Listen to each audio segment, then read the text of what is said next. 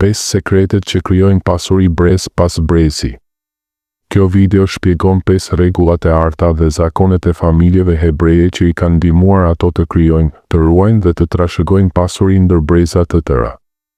Suksesi financiar i tyre nuk vjen nga fati, nga lindja në familje të pasura apo nga rrethana të jashtëzakonshme, por nga një sistem i menduar thellë, i bazuar në parime morale, disiplinë, respekt ndaj parave dhe një marrëdhënie të shëndetshme me bollokun. Këto 5 parime janë transmetuar brez pas brezi, jo si sekrete magjike, por si zakone të përditshme që formojnë mentalitetin, sjelljen dhe vendimet financiare. Le të fillojmë. Pika 1. Mos flisni kur keq për parat, fjalët krijojnë realitetin financiar. Ky është rregulli i parë dhe më themelor, sepse në traditën hebreje fjalët nuk janë thjesht tinguj, ato kanë fuqi krijuese. Thuhet se me fjalë u krijua bota si në fillimin e tokës, dhe Perëndia tha, le të bëhet drita dhe drita u bë. Po kështu, mënyra se si flasim për parat ndikon drejt për drejt në mënyrën se si paraja sillet me ne. Familjet hebreje shmangin kategorikisht shprehje negative si paraja është rënja e të gjitha të këqijave, që është keq interpretim i një vargu biblik. Nuk e përballoj dot. Paraja nuk rritet në pemë. Të pasurit janë të ligj. Kur nuk do kem mjaftueshëm. Pse? Sepse këto fjalë krijojnë një mentalitet të mungesës, skarciti mindset. Ato programojnë në ndërgjegjen për tërheqje të vështirësive financiare. Në vend të tyre, ata përdorin gjuhë pozitive, respektonjëse dhe të bollshme. Paraja është mjet për të bërë mirë. Bollku rrjedh drejt nesh kur e meritojmë. Ne jemi të aftë të krijojmë dhe të menaxhojmë pasuri. Falenderoj për çdo bekim financiar që marr. Shembull praktik, një baba hebre mund t'i thotë fëmijës së tij, sot kemi mundësi të blejmë këtë, sepse kemi punuar me zgjuarsi dhe Perëndia na ka bekuar.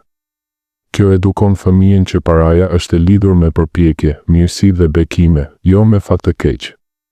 Efekti psikologjik. Kur flet keq për parat, truri yt aktivizon frikën dhe shmangjen dhe kjo bllokon mundësitë. Kur flet mirë, aktivizohet besimi dhe krijimtaria dhe mundësitë hapen. Ky rregull është baza e çdo pasurie të qëndrueshme. Respekto parat si një forcë pozitive dhe ato do të kthehen me respekt. Pika 2. Mos e ngatëroni shpenzimin me festimin, vërtet festoni me përvoja, jo me objekte. Shumë njerëz besojnë se lumturia vjen nga blerjet impulsive, një orë e shtrenjtë, veshje luksoze, pushime të tepërta. Familjet hebreje e kanë kuptuar prej shekujsh se kjo është një kurth. Shpenzimi i tepruar për statuse nuk është festim, është maskim i pasigurisë së brendshme. Festimi i vërtet bëhet me kohë cilësore me familjen, darka e shabatit çdo javë, ku fikni telefonat, ndizni qirin këndoni, bisedoni thellë. Ritualet familjare, kujtime të përbashkëta, lutje, ndarje e historive. Përvoja që krijojnë lidhje emocionale, udhëtime të thjeshta bashk, ndihmë për të tjerët, mësimi diçkaje të re së bashku. Shembull, në vend që të shpenzojnë mira për një festë ditëlindjeje me dhurata të shtrenjta, ata organizojnë një darkë të ngrohtë ku çdo antar i familjes ndan diçka personale, një falënderim, një histori, një premtim. Kjo krijon pasuri emocionale që zgjat breza, jo harxhim që zhduket pas pak ditësh, kur feston me blerje, krijon varësi nga konsumizmi dhe kjo shkatëron disiplinën financiare. Kur feston me përvoja dhe lidhje, forcon themelet familjare dhe familja e fortë është baza e pasurisë së qëndrueshme. Paraja duhet t'i shërbejë jetës, jo ta zëvendësojë atë. Pika 3. Mos e ndani bamirësinë nga ndërtimi i pasurisë, jep për t'u bërë i pasur. Në traditën hebreje, tzedaka, dhënia e drejtë, jo thjesht bamirësi, nuk është diçka që bën pasi je i pasur, është shkaku pse bëhesh i pasur. Ata japin rregullisht 10% ose më shumë të fitimit, jo nga mbetje por nga e para. Pse funksionon? Thyen frikën e mungesës. Kur jep kur ke pak, tregon besim se bollku do vijë sërish. Hap rrjedhën, paraja nuk bllokohet, rrjedh dhe kthehet e shumë fishuar. Krijojnë një cikël bekimi. Talmud thotë se dhënia e drejtë sjell bekime financiare. Shembull praktik, një familje që fiton 1.000 euro në muaj, ndan menjëherë 100 për të varfër, sinagogë, arsim. Ata nuk presin të bëhen milioner pastaj të japin që të bëhen milioner. Ky mentalitet jep së pari krijon bollëk të vazhdueshëm. Mesazhi kyç, mos jep sepse ke, jep që të kesh. Dhënia nuk të varfëron, ajo të pasuron shpirtërisht dhe materialisht. Pika 4. Mos merrni vendime të mëdha financiare pa u këshilluar, këshilla e mençur mbron pasurinë.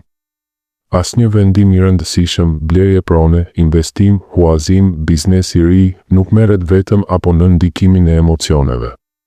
Familjet hebreje kërkojnë këshill nga njerëz me përvojë dhe integritet. Mentor financiar, rabin ose të moshuar të familjes. Partner të besuar. Pse është jetik? Emocionet, frika, lakmia, euforia shtrembërojnë gjykimin. Një këshill e jashtme e balancon pamjen. Talmud inkurajon konsultimin, mos u mbështet vetëm në zgjuarsinë tënde. Para se të investojnë në një biznes, ata diskutojnë me 3-4 persona të suksesshëm, analizojnë rreziqet dhe mundësitë. Kjo shmang gabimet e kushtueshme që shkatërrojnë pasuri familjare. Rezultati: vendime më të zgjuara, më pak humbje, rritje e qëndrueshme e pasurisë. Pika 5. Shtëpia është baza e prosperitetit, harmonia në shtëpi tërheq bollëkun. Shtëpia nuk është thjesht mureçati, është tempull shpirtëror dhe financiar.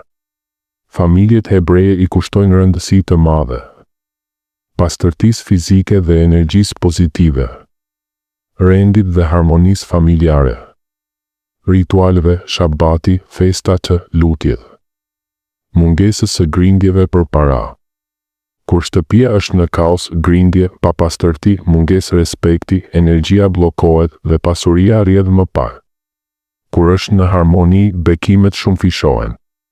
Shembull, çdo para shabat, shtëpia pastrohet thellë, tryeza shtrohet me dashuri, familja bashkohet. Kjo krijon fushë magnetike për bollëk. Mesazhi final. Pasuria nuk është aksident, është rezultat i një marrëdhënieje të ndërgjegjshme, të qëllimshme dhe plot respekt me paratë. Mos i trajto paratë si diçka të ndyrë, të rrezikshme apo të paarritshme. Shikoi si një forcë natyrore, si ujë që rrjedh drejt vendeve ku ka hapësirë dhe besim. Bëhu një kanal i pastër dhe i hapur, lejo që paraja të hyjë lehtësisht, të rrjedh me qëllim të mirë, të ndihmojë ty, familjen dhe komunitetin, e pastaj të kthehet të shumëfishuar natyrshëm.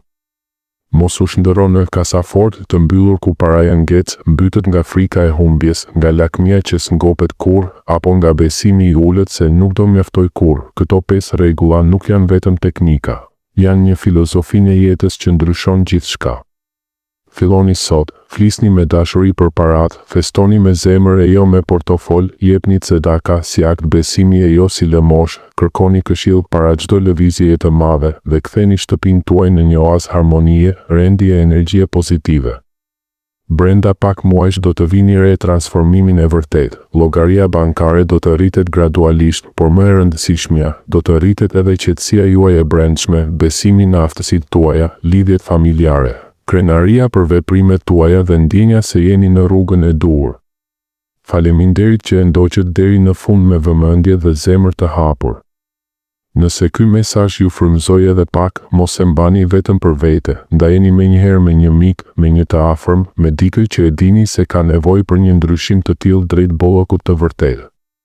Sepse bollëku i vërtet nuk zvogëlohet kur ndahet, përkundrazi, ai shumëfishohet. Ju uroj sukses të madh, bollëk të vazhdueshëm dhe paqe të thellë në çdo ditë. Ne do takohemi në videon tjetër, deri atëherë, hapni kanalin tuaj dhe lëreni rrjedhën të fillojë.